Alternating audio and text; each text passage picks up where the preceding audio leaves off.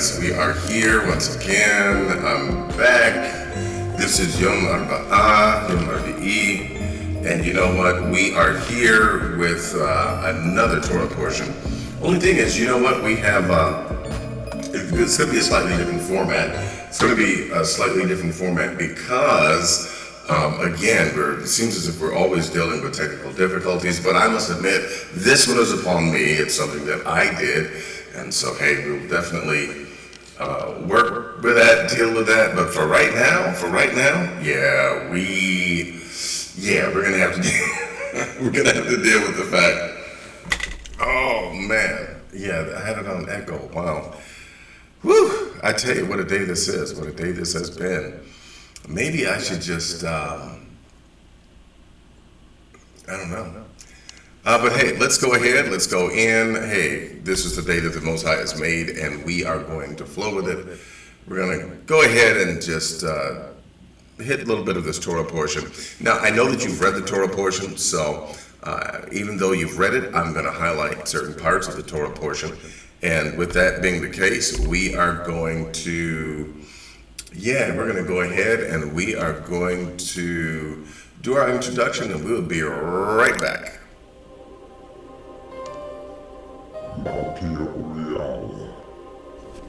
See, I have this day set thee over the nations and over the kingdoms, to root out and to pull down, to destroy and to throw down, to build and to plant.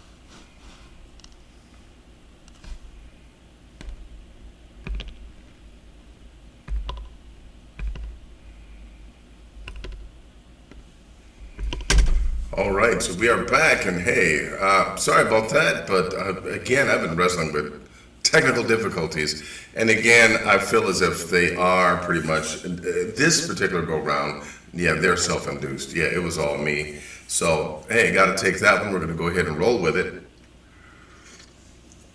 But at the same time, we are going to get into the Torah portion for today. I want to give a shout out to my brother from another mother, none other than Bergen Paris, who is the chief moderator, and also the dynamic duo themselves, Josh and Penny. They are here. They are also moderators, and so I do appreciate the work that they do. I do appreciate that. Their help, really do. Love them. That's my family. And let's go ahead and let's dig into the Torah portion. And as we dig into the Torah portion, again, I got to admit, the formatting is going to be just a little bit different, only because, again, I've had a technical difficulty. This time it was self-induced. Lord have mercy. It was self-induced, and so, hey, sorry about that to me. Didn't mean to do it, but hey. We're going to go ahead and we're going to go in. Let's go into this interesting Torah portion, which is, now I'm saying that it's interesting because here's where it all began. Okay, here is where it all begins. Now, I'm talking about the entire epic of the Tanakh. It begins here. We know that the earlier chapters of Genesis Genesis 1 through 11, it has been stated that they actually were written in a completely different time period, and that they have, if you will, a completely different purpose to them. That when we begin with chapter 12, we're actually dealing with, you see, chapters 1 through 11, the creation, and then basically the creation of everything. And you can enumerate them from animals to plants, stars, everything, sun, earth. We find that in the beginning of Bereshit, right? But then also we see the creation of family. We see the creation of marriage. You see the creation of conflict. You see a lot of creation in Genesis 1 through 11, and including the end of this particular section where you get to chapters 10 and chapters 11, where you have the creation of nations and the creations of people groups that are going to populate the earth, and you have a creation, if you will, of even rebellion. Okay, all of these things, and I'm talking about national rebellion. Okay, all of these things are introduced to us through Bereshit chapters 1 through 11. Now we could get into some textual criticism and talk about the actual chapters and even the book of Genesis itself. It has been mentioned that it is a book of etiologies. Now, what is an etiology? Etiology is like, you may remember the movie Waterboy with Adam Sandler, right? An etiology tells a story like his mother told him a story, and he would say, well, my mom said that the reason why, I don't know if it was alligators or crocodiles, but anyway, I'll say alligators. The reason why alligators are so ornery and mad is because they have all of those teeth and no toothbrush. So it's a story that's designed to tell why something is the way that it is. This is what we find through Bereshit, through chapters 1 through 11. We find many things in there, right, that serve as an etiology, including some of the later chapters that we get into, and we'll discover why Israel is called Israel, and many other things, why this happens, why this is culture, why this is tradition. And this book is here, well, some have said that this book is here to explain them, and it does it by stories, and those stories are called etiologies. Almost like E.T. Remember the E.T. that had the long pointed finger with the flashlight on the end? Well, yeah, it kind of sounds like that, but you just add ology on the end of it, etiology. And yeah, it's a story about how things began and why things are the way that they are. Bereshit is filled with those, including even when we get into the 12th chapter of the book of Bereshit. Let's go there right now as we take a look at chapter 12. We'll see here that now it mentions that the Most High, he called Abram, and we're introduced to Abram in the latter part of the preceding chapter. Now, we're introduced to Abraham in verses of chapter 11 and verses, actually, I'm going to start with his daddy, right? I'm going to start with his daddy, because in verse number 26 it says, and Terah lived 70 years and begot Abram, Nahor, and Haran. And it says, now these are the generations of Terah. Terah begot Abram, Nahor, and Haran begot Lot. Now I want you to notice something here. Notice that we have the oldest, the middle son, Nahor, and then Haran. But notice we start out with Haran. Why is that? Because this is purposely being unveiled. It's something that's being rolled out, where you're going to start with the youngest, then you're going to mention the middle child, and then you're going to end up with Abram. Okay? So you're going to start with the youngest, and then the middle, and then you're going to end up with Abram. Okay, and then you're just going to fill in the life of Abram and just go from there. That's why this is done this way, as opposed to starting with the eldest, which is Abram, and then the youngest, and then the next one, and then the youngest of all. But again, this is purposely done so that it unfolds, and then you continue talking about Abraham. So they start with Haran, and then it mentions, and Haran died before his father Terah in the land of his nativity in Ur of the Chaldees. Now this is interesting. As we dig into the life of Abraham, we see that he came from Ur of the Chaldees. Okay, and you know, there's much that we can say about this, but I'm just going to park it for right here because this is not the topic of our session tonight. But notice, Abraham and his father came from Ur of the Chaldees. This is to be noted, okay? This is to be noted, this is to be thought of, because this is also going to come up elsewhere. I'll give you a hint. It comes up in the dedication of the tithe. This comes up in the dedication of the tithe because it is, and part of it, see, I said I wasn't going to get into this. I'm just going to mention this part, that in the dedication of the tithe, it is said that you are to say that my father was a Syrian. Okay, and we could talk about that, and this is something that is of interest. This is really something that's deep. But anyway, we don't have time to dig into that right now because, again, this is not the topic, right? This is not the topic that we want to talk about today. So we see him being introduced to us, right? And we understand something else here. That it says, and Terah, see this? Terah took Abram, his son, and Lot, the son of Haran, his son's son, and Sarai, his daughter-in-law, his son, Abram's wife, and they went forth with them from Ur of the Chaldees to go into what? To go into the land, wait for it, into the land of Canaan. So wait a minute. Terah was taking Abram and the family where? Into the land of Canaan. And notice what it says, and they came unto Haran, the place, okay, I guess the son was named after the place, Haran, and they were going to dwell there, okay, but where were they? In the land of Canaan. And then it breaks off and says, well, you know what? The days of Terah were 205, right? And then he died. Okay. As we continue here, I just want you to notice something here. Because as we begin chapter 12, it says, now, after Terah's death, now, Yah said unto Abraham, look, man, get out of your country and from your kindred and from your father's house unto a land that I will show you. Now, I know that you have, I would hope that you have read the Torah portion, but I need you to pay particular attention to some things here, because even what we read in the beginning of this, it's going to really prove to be quite interesting as we even take a look at this very verse that we began.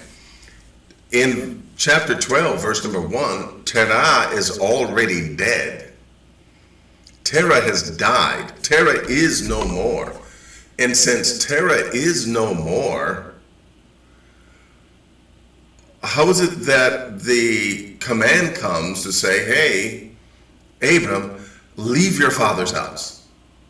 Wait a minute. Daddy's dead. Terah's dead. He's gone.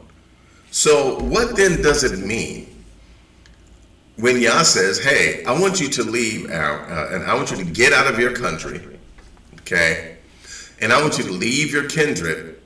I want you to go from your father's house into a land that I will show you. And he says, and I will make of you a great nation, and I will bless you and make your name great, and you shall be a blessing. And it says that, I'm going to bless those that bless you. I'm going to curse those that curse you. And all the families of the earth are going to be blessed because of you. All right? So then we see here where Abram departed. Now, we're going to follow the journeys of Abraham. And we're going to follow him, okay, throughout a number of different circumstances, situations, and times of his life. Abram actually, he did what the Most High said. But now, here's the interesting thing. What happened to Abram, and where did he end up? Okay, where did he end up? Well, we see here that even though the Most High was leading him, okay, Notice verse 7. And Yah appeared unto Abram and said, unto your seed will I give this land. There build an altar unto Yah who appeared unto him. So, wait a minute. Let me just share this with you, because now I want you to see this. And Abram took verse number 5. I'm sorry, I'm bouncing all over the place, right? But verse number 5. And Abram took Sarai, his wife, and Lot, his brother's son, and all their substance that they had gathered, and the souls that they had gotten in Haran, and they went forth to go into where? To go into where? Into the land of Canaan. It comes up again, into the land of Canaan, and into the land of Canaan they came. Okay, so he left, now he goes into Canaan, right? And Abraham passes through the land unto the place of Shechem, unto the plain of Moreh. Isn't that interesting? Moreh. To teach, or to be a teacher. And the Canaanite was in the land. All right. And I want you to notice this. Now, the Most High said that this is going to be a land that I show you, right? And Yah appeared unto Abram and said, unto your seed will I give this land. Wait a minute. We're talking about the land where the Canaanites were, right? Because the Canaanites were in the land. Okay. And notice what it reads here, and into the land of Canaan they came. But wait a minute. If we back up and we look at the last two verses in chapter 11, it says that basically Terah took Abram and all the whole family into the land of Canaan. So how is it then that we have them being in the land of Canaan? Then the Most High comes to Abram and says, hey, I want you to leave your father's house. I want you to go to a land where I show you. And then, of course, here they are, and they end up where? In the land of Canaan, which was where Terah led them. How does that make sense? Okay? How does that make sense? Now, it makes sense because if you notice, now I kind of gave you a clue. You notice that in 12:1, and this was after the death of Terah, right? Genesis 11:32, and the days of Terah were 205 years, and Terah died. Okay, after Terah kicked the bucket, the Most High comes to Abram and says, it's time for you to get out of your father's house, and it's time for you to leave your kindred. Now, this is going to seem really redundant because, wait a minute, didn't Terah take the whole family and go into the land of Canaan? I mean, weren't they already separated from their people in Ur of the Chaldees? Yes. But this kind of a separation that the Most High is talking about is not just a physical separation, and it's not just a physical going into the land of Canaan. I need you to see something here. I need you to see that the Most High demanded and gave Abram an opportunity for Abram to separate himself, separate his identity, separate his cultural history, if you will, to separate him from what used to be and to completely strip himself and allow himself to become completely new, even if it meant going to the same place where you were brought, but for a different reason. In other words, you were coming here before because your daddy brought you. You were coming here before because you were obeying your daddy. Now, I'm telling you, this was not about your father. This was not about your daddy, okay? Your daddy may have been led by me and didn't know it. Yeah, he's leading you to the right place, but you got to get here for the right reason. You got to get here the right way, and it can't be because someone made you. It can't be because someone coerced you. It can't be for any other reason then I'm hearing the voice of the Most High and I'm following the Most High, and that is my reason. Okay? Because if any other reason is allowed to stand, then you can be easily influenced by whoever commanded you or told you or whoever you're following. Well, they're about to leave and go someplace else, so I'm going to leave and go someplace. No. This has to be solely between you and the Most High. And there are times in our lives where the Most High will pull us away. He will pull us away from our people and things that we've known, things that have been a source of comfort and security to us. He will pull us away from those things so that we may become new in those areas, and that we may even become a new individual, okay? And sometimes this is necessary because the old you is for a different time. You are to always be evolving. You are to always be a growing person, a living, growing, breathing person whose intellect is increasing daily, okay? You should never be stagnant. You should never allow yourself to be stagnant and satisfied with the status quo. You got to be ready to stretch. You got to be ready to move. You got to be ready to flow with however things flow. The people in this land and in this time, they had to learn how to flow and how to go with the flow. Okay? I could get into a little bit of, by means of cultural anthropology, get into a little bit of the history, but you know what was going on back then, right? And I say that because you know that people had gone from a hunter-gatherer stage to a nomadic stage, and then later to an agricultural stage, and then you have the succession of the Stone Age, right? And then the Bronze Age, then the Iron Age, and we just kept progressing. But bottom line of it is, you take a look here, we see that Abram is being stripped of everything, okay? He's stripped of everything, and it even gets to the point to where he is stripped, and he and his nephew has to go in separate directions. So that it's just he and his wife. Okay, for decades and decades, it was just Abraham and his wife, Sarai, who later became Sarah. But we notice here that there is a promise that is made unto Abram by Yah in the 7th verse of Genesis 12, because he says, I'm going to make you know what? He says, I'm going to give this land to you. Now, we find this coming up again in later chapters, because the Most High promised to make Abraham a nation. Abraham didn't forget that. Now, Abraham went through a number of different things, went through a lot of circumstances and trials like this one, where he lies to Pharaoh and tells Pharaoh, this is my sister. Well, by the way, for those of you that don't know, this is called equivocation, right? This is called equivocation.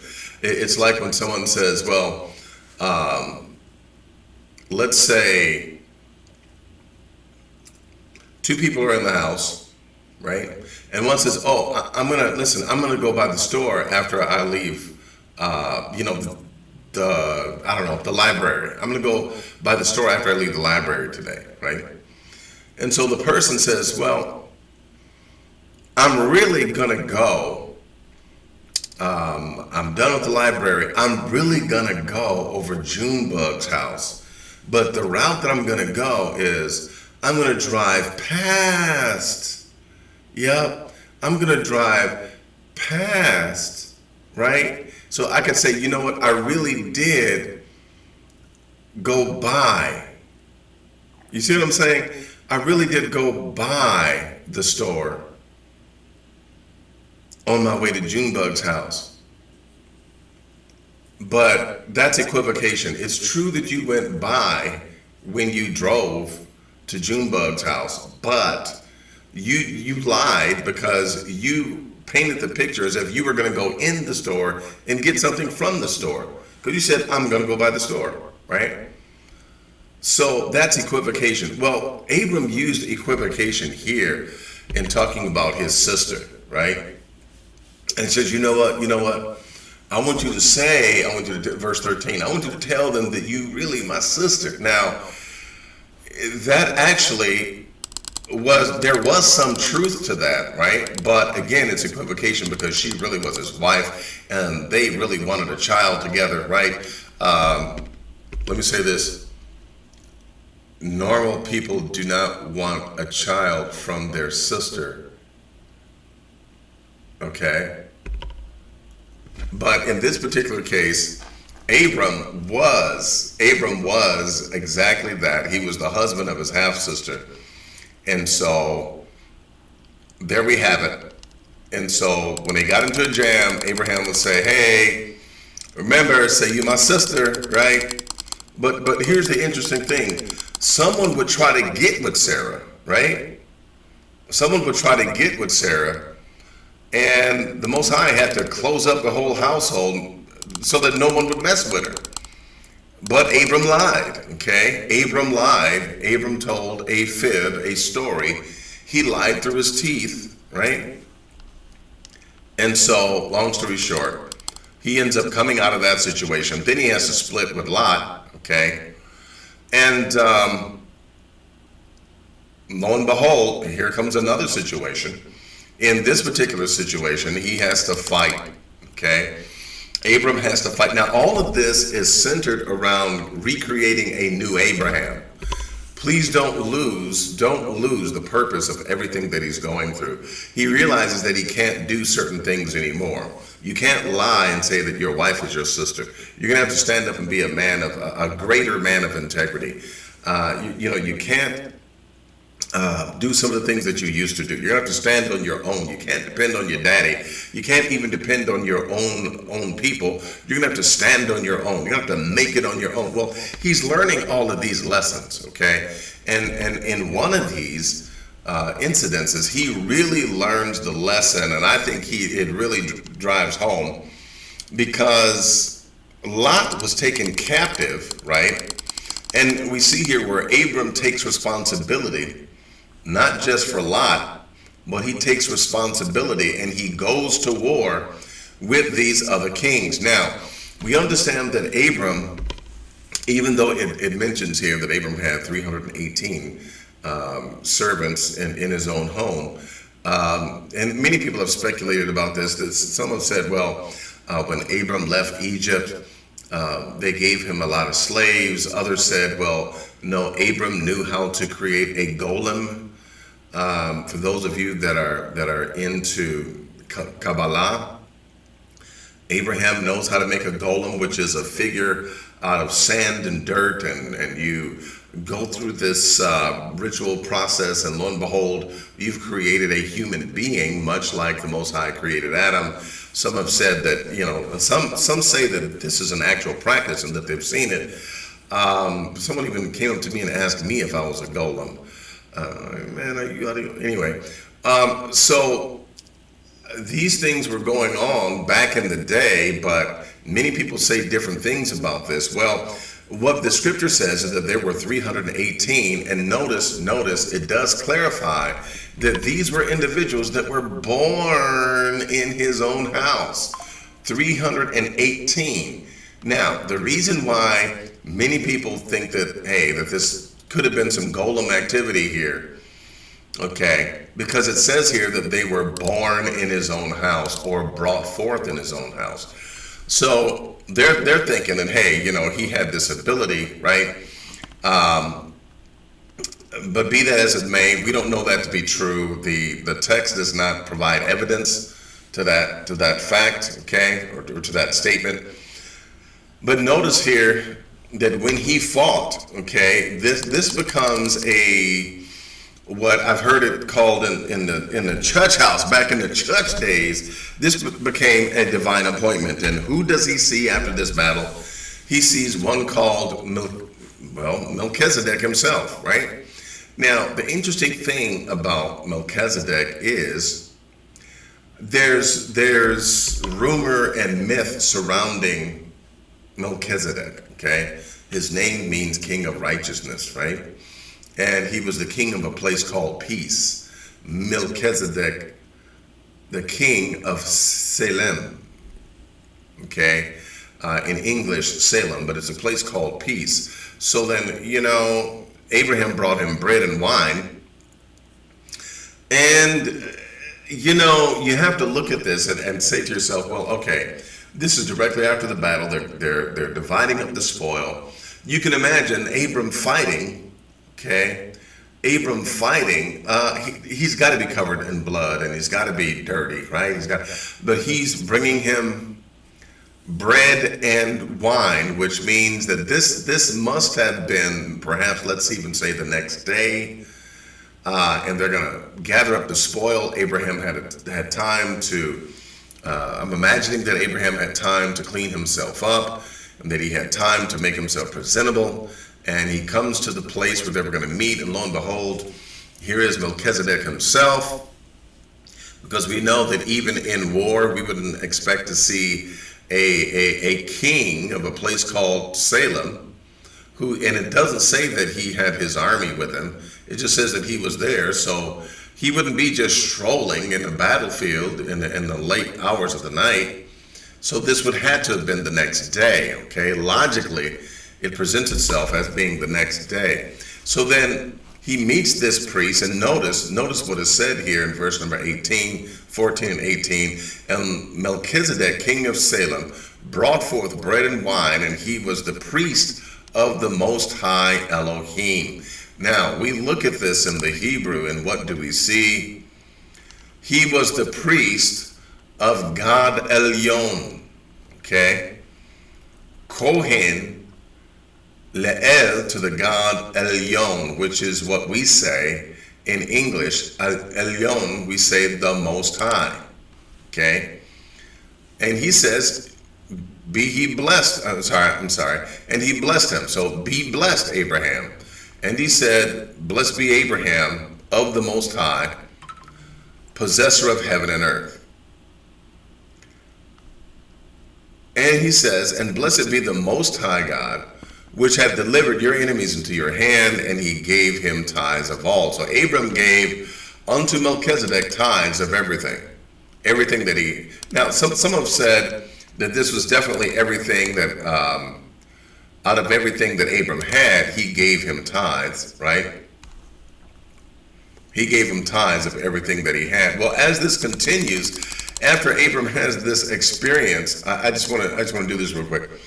After he has this experience, we find out that there was another divine appointment, right, that happens after that. So Abraham now is leapfrogging from one divine appointment to another. He meets Melchizedek, and now we're going to have another, and I got to stop off here. I got to stop off at chapter 15. The reason why I have to stop off at chapter 15 is because I really do have to make a point. Okay,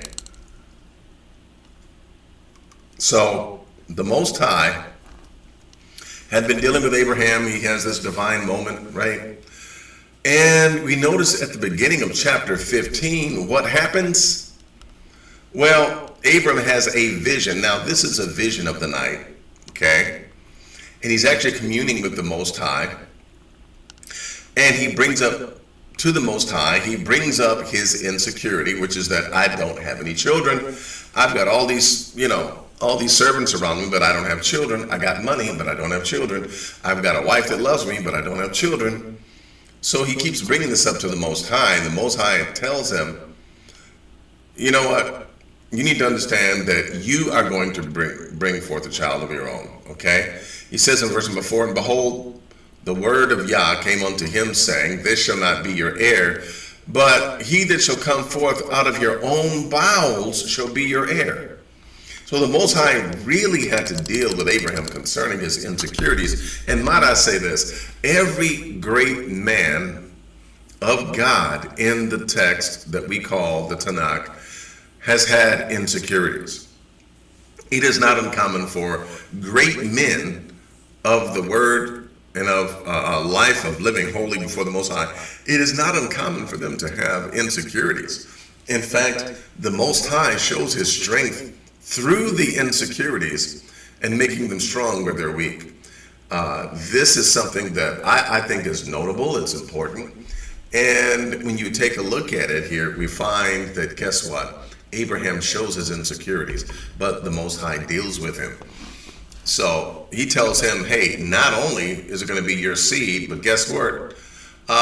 You're going to militarily, listen, there's going to be so many of you that you're going to militarily conquer this land and inherit it. That's what this word here means in verse number 7, because he uses the word Yaresh.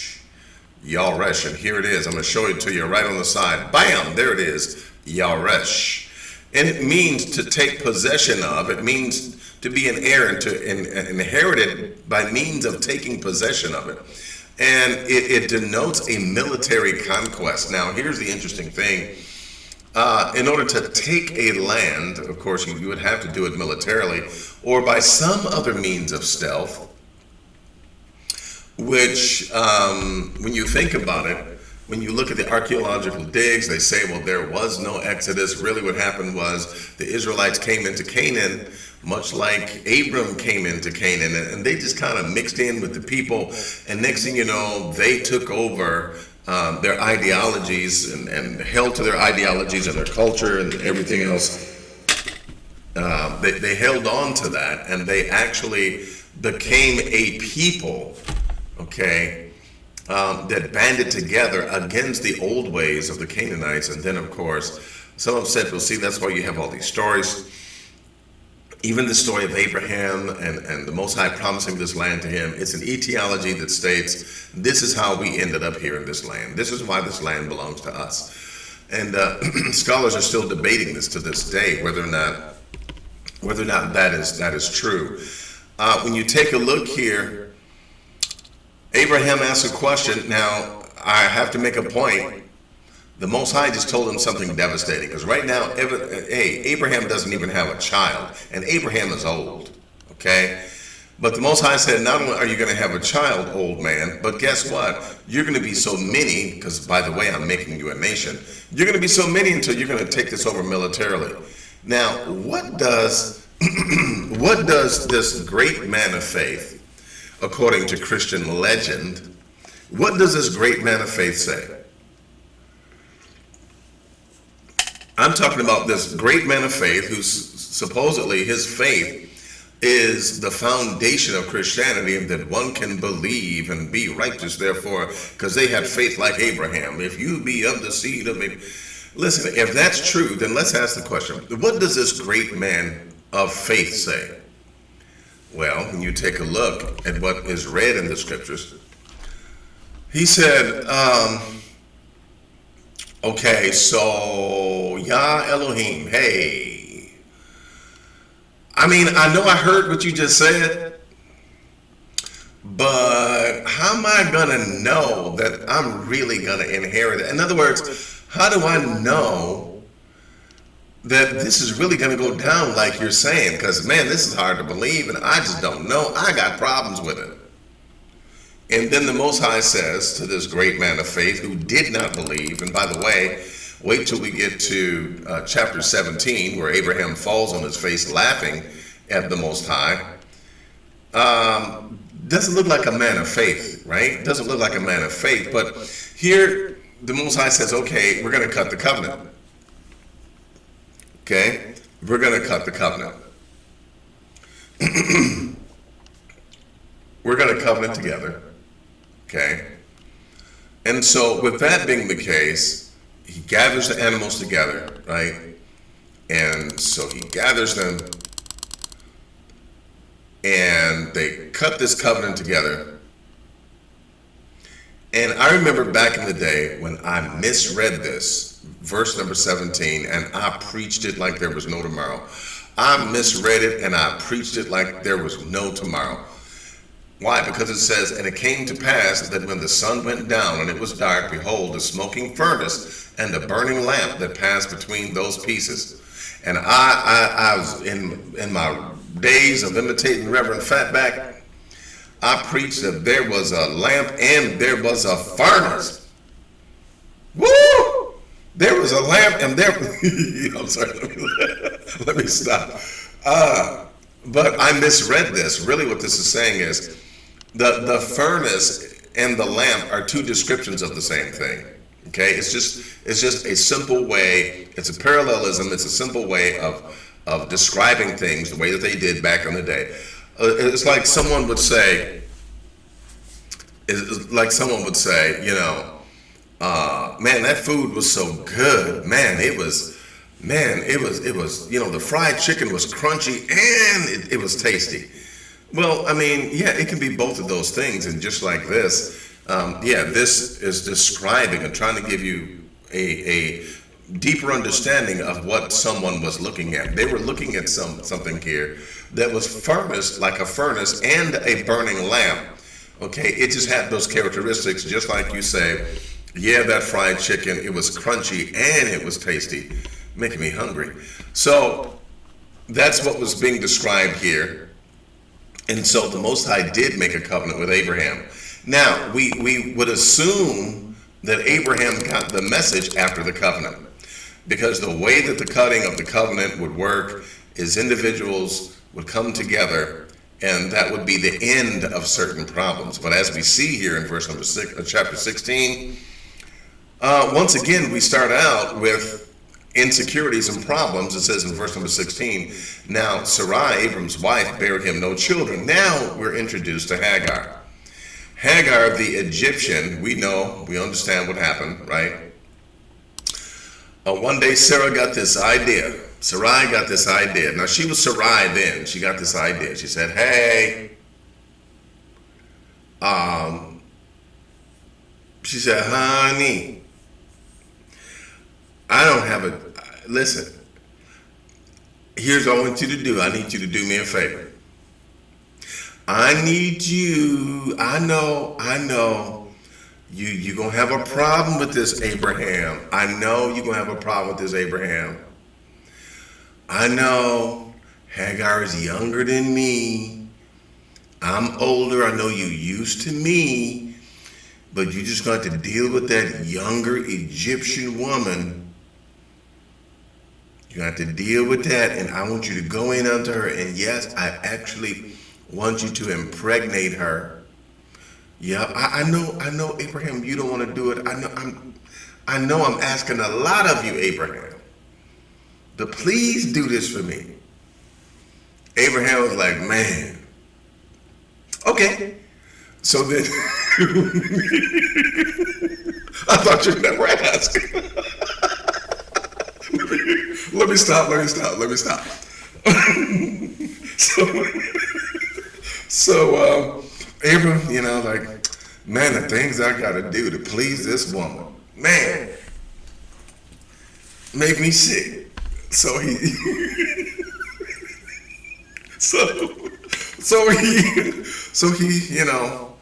reluctantly,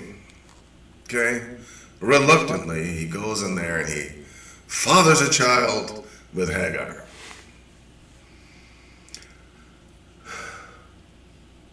Okay, as a man, women, close your ears. As a man, right? I don't know how you other men work. I'm just going to say this. Hagar had to have been looking like something. She had, because listen, men, you know how it is with us, right? There's got to be something there, there's got to be something in your heart. You got to have some desire. Abram was old, right? At this particular time, Abram was, I think he was more than 75 years old, right? And just between me and you fellas, how was Abraham able to perform, and evidently quite well because she got pregnant, how was Abram able to perform if he was just, man, doing this for my wife? No. I feel like there's some feelings that were involved. I'm just saying.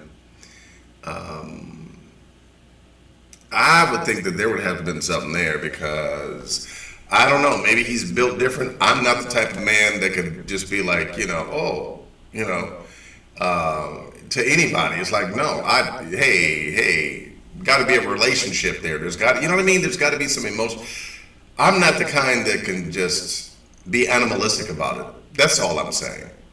Okay? So I'm thinking that there had to have been something there between, I don't know, maybe he was, I don't know. I'm not going to say he was watching her while she was cleaning up the kitchen. I'm just saying. There had to have been something. I'm just saying, because when Sarai said that, he was like, okay, if that's what you want me to do. And apparently went at it. So I'm just saying, hey,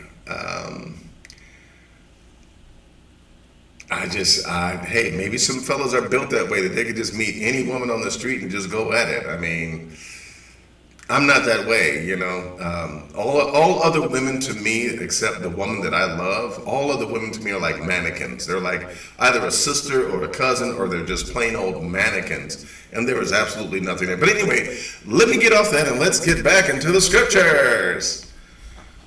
Yeah. Was that a TMI? Too much information? Okay, never mind. All right, so as we continue, this ends up being, and then this ends up becoming a problem. Now, again, we see some of the characteristics of the etiology, because Hagar has Ishmael, okay? And so here, once again, in this etiology, okay, why are the Ishmaelites called the Ishmaelites? Why was Ishmael called Ishmael? Well, it's because Sarah got mad at Hagar, kicked her out, drop kicked her when she was by the curb. The Most High heard her.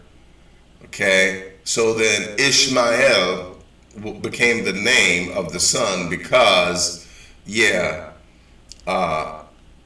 she was heard. Okay, basically heard by God. Ishmael. Okay, like we say Shema Israel, that S-H-M-A, Shema. That comes from the same word. You can consider that the root of Ishmael, Shema.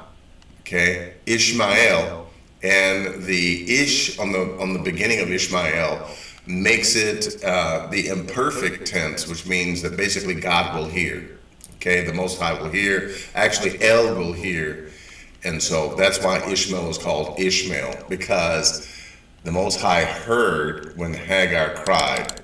Okay? Well, as we continue forward, this also becomes another problem, because this may have been a good idea, but it wasn't a God idea.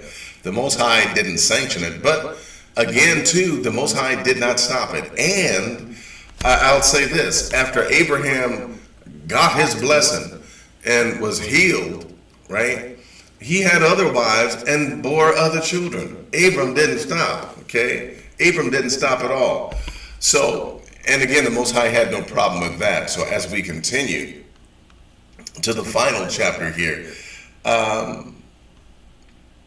so you take a look, we find out why the Ishmaelites are called the Ishmaelites in chapter 16, but then when chapter 17 comes, as I head down the home stretch, Abram was now 99 years old and 9. So he was 99 years old.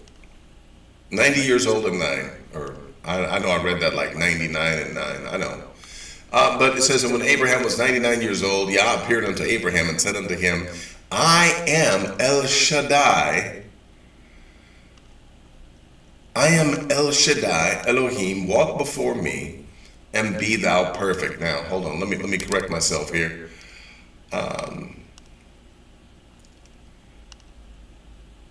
Okay, so he says, Oyomer Alayo, Ani El Shaddai. Yeah, he says, I am El Shaddai.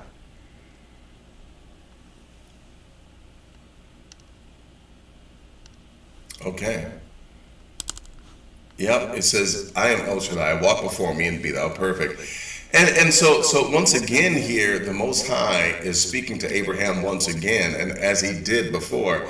Remember, Abraham leapfrogs into these divine experiences, these divine moments with the Most High, and here is another one of them.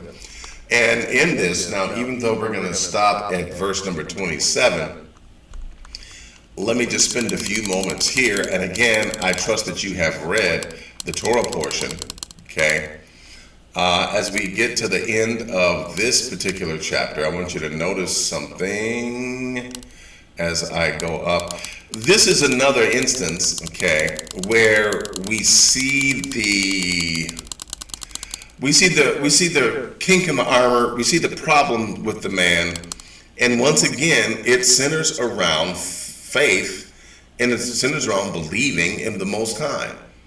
Okay, so once again, the Most High appears unto Abram, and he's being serious with him and says, look, I want you to walk before me and be thou perfect, and I will make a covenant between me and you, and I will multiply you exceedingly. And Abram reverenced the Most High, and Abram fell on his face, right? And Elohim talked with him. El talked with him. So he says, as for me, behold, my covenant is with you. I'm going to make you a father of many nations. So we see here where this is something that the Most High is serious about. He is looking at Abraham, trying to make him a nation, trying to take Abram into new territory. Okay? And he says, and I will establish my covenant between me and you and between your seed and generations for an everlasting covenant, right? And I will be a God unto you. Now, this is really peculiar here, because he says that I will be a God to you, pointing out specifically that he wants to be the divine element in the life of Abraham and in the life of his children. Now, some have raised the question, well, this then suggests that he is not a God for all people, but he is a God for specific people, which takes us right back into the conversation of the B'nai Elohim and the geographical locations of the B'nai Elohim and their particular regions of rulership. This takes us right back into that. But let's move forward, because as we see here, he says, I will give unto you and to your seed after you the land wherein you are a stranger, all the land of Canaan for an everlasting possession. Now, here's why I mention this as I close out here. This is why I mention this. I'm mentioning this because, notice if you will, the Most High is promising him a land wherein he will be a stranger. Now, why is that important? It's important because the whole B'nai Elohim motif, where you have these beings reigning in these different regions, the whole thing about that is that the deity of the people on the land supposedly becomes your deity, okay? Or you respect, or you shun, or you reject. Either way, there is a territorial aspect to the B'nai Elohim and the rulership and the leading, if you will, of that supposed divine entity as the sovereign being in that territory. Well, he says here, I'm going to give you a land that is not yours. And looking at the B'nai Elohim motif, it suggests that there's going to be some kind of, some kind of changing of the guard, some switching of the guard. It could be as simple as the Most High commanding, hey, you're no longer, the ruler of this post. I'm taking over this post. These people are coming in. It could be just as simple as that. But that raises some questions, and it tells you that there was definitely a changing of the guard in the spiritual realms according to the motif of the B'nai Elohim. So we notice here that the Most High told Abraham, you're going to keep my covenant. Okay, I want you to keep my covenant, therefore. Keep it, right? You and your seed after you, and your generations. Okay? And here is where he gives unto Abraham the covenant of circumcision, which acts as a land grant in order to enter into the territory that the Most High spoke of in verses 7 through 9. Okay? That's why in the Tanakh it says that if you are not circumcised, you can't come into the temple. If you are not circumcised, and see, this is why they did not want the uncovenanted individuals that would even pass through. They did not want them with them, because that was a sign that they were not walking in the covenant and that they would turn around and somehow make the place unclean, which is why in the time of the Seleucids and when our Hebrew men were having surgeries to reverse their circumcision, you can see why that was such an effrontery to the Most High and why it was something that was just spitting in the face of the Most High and to all of the ancestors and all the people that went before them. It was just a heinous crime against them for this reason. Being circumcised was a covenant land grant that allowed you to enter into the covenant with the Most High and to dwell in Jerusalem. Moving forward, we see here where the Most High gave him the commandment, and of course we know that they follow the commandment, okay? But notice, even after all this, in verse 17, Abraham fell upon his face, and what did he do? He laughed. And he said in his heart, shall a child be born unto him that is 100 years old? And shall Sarah at 90 years old, shall she bear? Well, long story short, this man of faith, I just wanted to show you in verse 17, he fell on his face and laughed at the Most High. And this simply says that he cannot be the example that Christianity touts him to be, because it does not add up. The text and the data does not show that he was this great man of faith. No, it simply shows that he had a dream one night, he had a problem believing it, the Most High took him outside, showed him the stars, since his people used to worship stars, and then Abraham got it. It sunk into his brain, and the Most High was like, okay, now you're where I need you to be, okay? You're good, you're right there, okay? You're in the right spot, okay? It didn't mean that he was like, righteous and never sinning. I don't see that in the text. All I see is that the Most High was trying to convince him, and he did so. If he was such a man of faith, again, the evidence would show that every opportunity where he had a chance to believe the Most High, he would definitely have believed him and not laughed in his face, okay?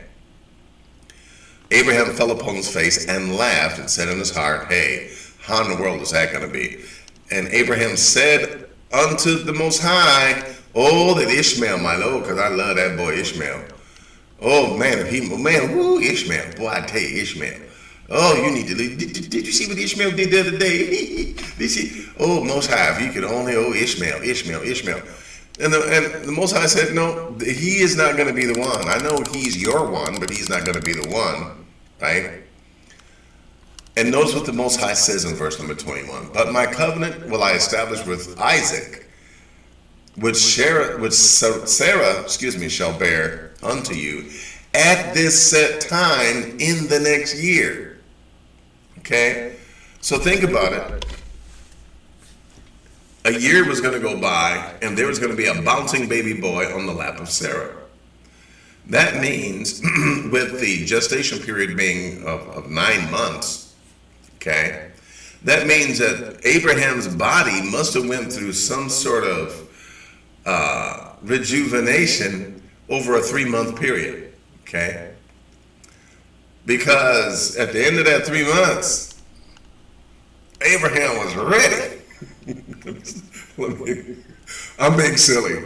Abraham was ready, and of course we know that they did have a son within the next year, right? And when the Most High told him this, he just left off from talking to Abraham. Look at this. He just left off from talking to Abraham, and it says, and God went up from Abraham. Okay.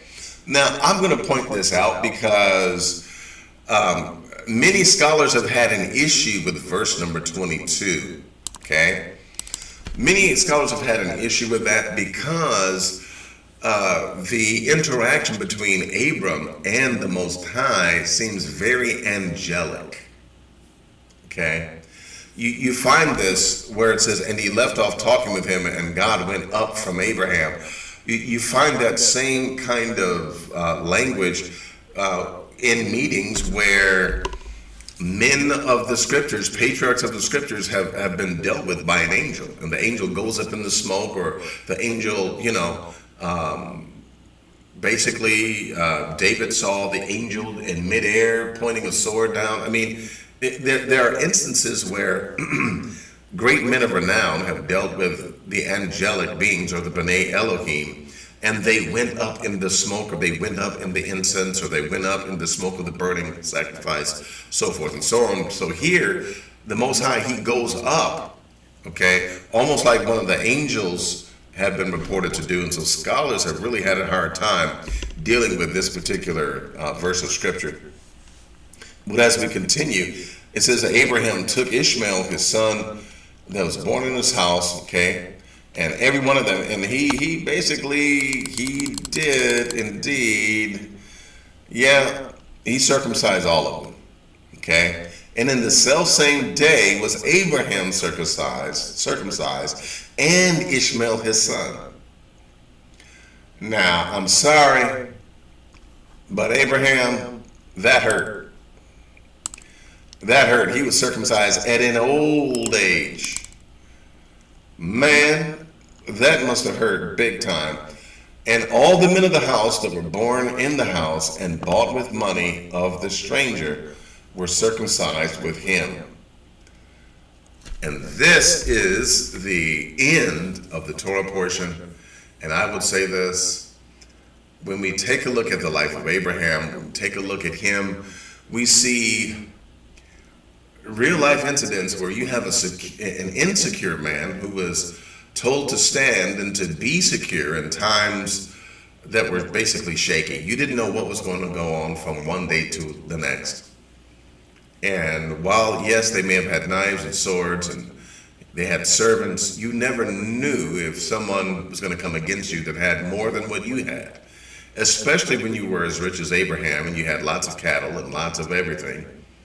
You never knew what was going to happen. You had to be fluid. You had to flow. And not only that, Abram was never able to lay his head down in a place and call it home because he continued to wander, okay? He continued to wander for quite a while. When we take a look at Abram, we see that everything begins from here. Everything begins in chapter 17. Alone, we have the culmination and the beginning of the three major quote-unquote religions that are now on planet Earth. And it is because of Bereshit chapter 17 that we now have the reality, I should say, of religion. And I feel like it's up to us to strip back all the husks and all the pieces and look at it from a spiritual standpoint and grow spiritually. This is how it remains relevant for us today when we take a look at it in its spiritual place. That being the case, give me just a second. I'm going to be right back. And hey, we're going to check on you in the chat room.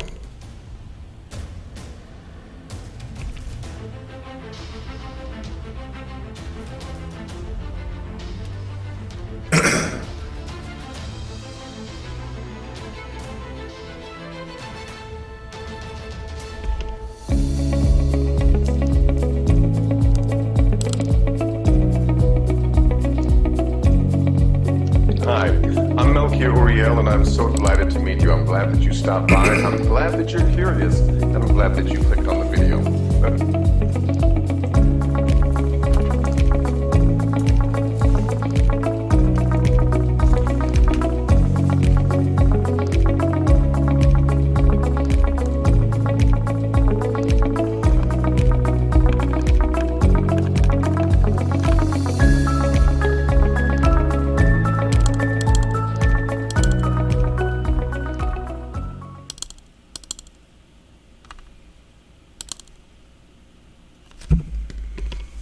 Okay, we are at the point where we can ask our questions. I'm going to check on you in the chat room, and if you have a question, hey, we can go for it. We certainly can, and we can definitely, or even if you have a comment, let me say, if you have a comment, we'll definitely address your comment as well. So let me check on you in the chat room, and let's see what's going on. Let's see what's going on in the chat room.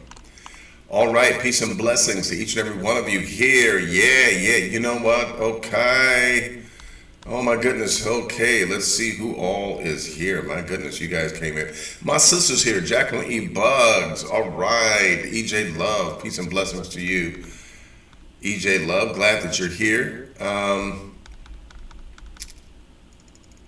Yeah. Oh, Repentant and Saved is here. Hey, we missed you guys. We haven't seen you guys. We missed you. You and of course the hubby Jermaine.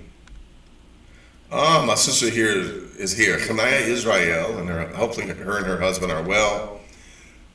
Um,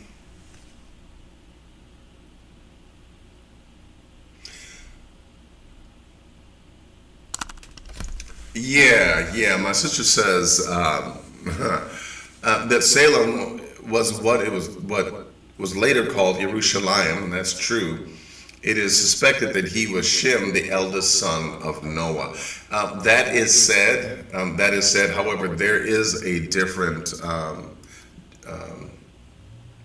genealogy, or I should say, there is a different calculation of years that would make it difficult for it to be Seth. But I understand why people say Seth, because the way that the King James version and certain other versions pair it out.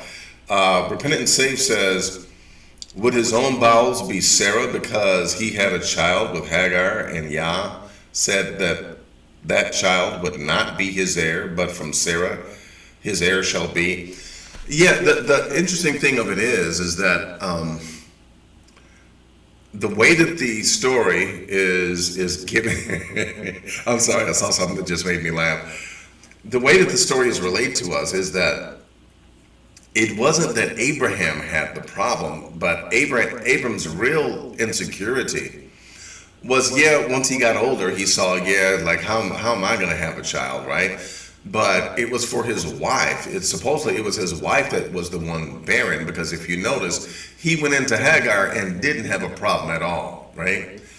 But when it came to Sarah, it's like they paint the picture like she just could not have children, and it also stands as the motif where the Most High had to open up the womb of the woman, just like he did for Samuel, the prophet's wife, Hannah, and just like he did for others, Rachel and others in the scripture. So he opened up their womb. He's also seen to be stopping up the wombs of the house of Abimelech and also Pharaoh of Egypt. He's seen to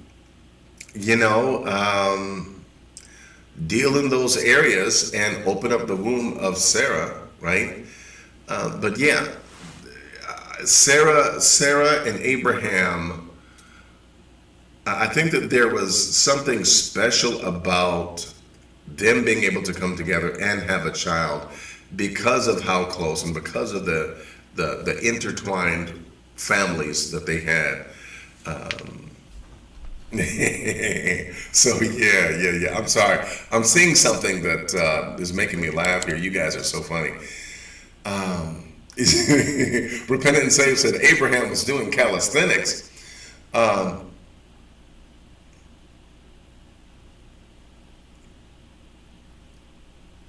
And that's a good way of looking at it. My sister Jacqueline says, but they were very youthful then. He was only 1/3 of his final age, like today. That's a good way of looking at it. But when I hear 75, I'd be like, man. But he started the journey when he was 75, but when he was 99, yeah. Okay.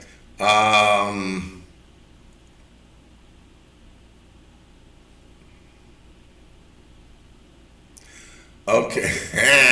Okay, you guys are really funny. You guys are saying some stuff in this chat room. Did I see the word Viagra up here? Did I see the word Viagra? I think I did. Yes, I did.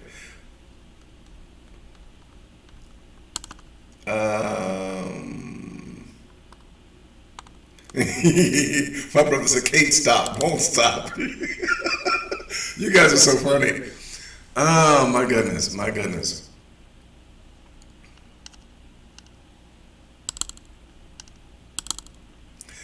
I'll never forget, in fact, he was even on the show. This guy worked in a restaurant.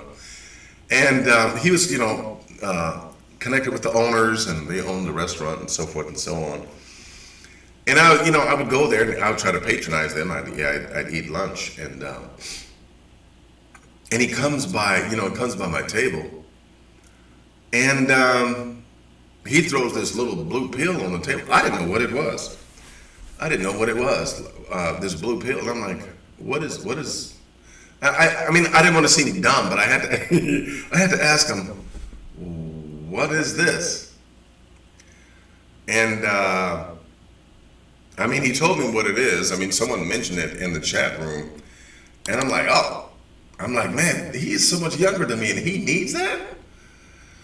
And I mean, I guess he did, but a lot of times the diet, your diet can mess you up, and hey, other things.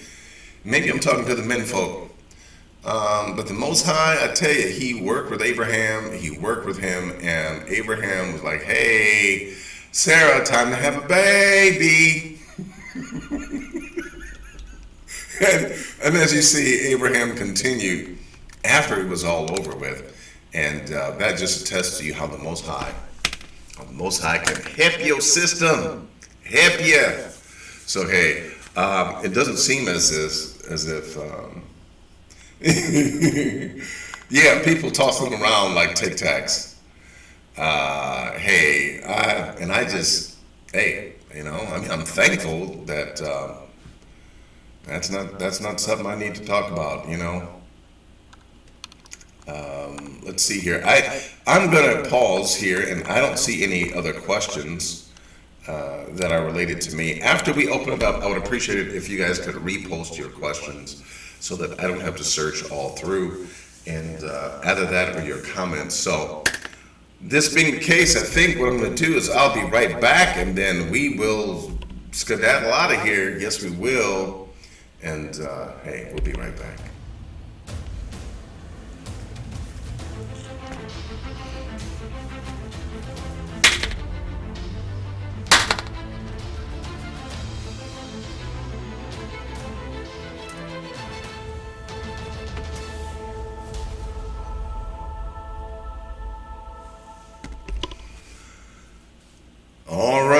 All right, here we are. I want to say, hey, peace and blessings to each and every one of you. Listen, I love you all. You all are my family. I appreciate you.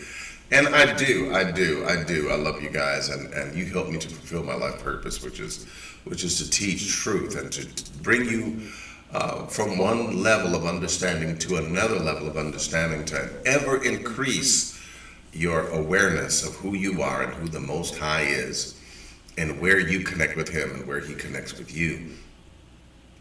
With that being the case, I want to say, once again, I'm very thankful for the two precious gifts that you always give me, which is your time and your attention. I never take that for granted. I never treat it lightly, because it is a serious thing.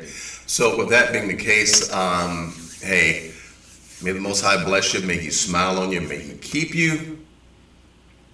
I love you all. But I think we're good. Yah willing, we will see you for Shabbat morning coffee. All right? So peace and blessings to you. Shalom.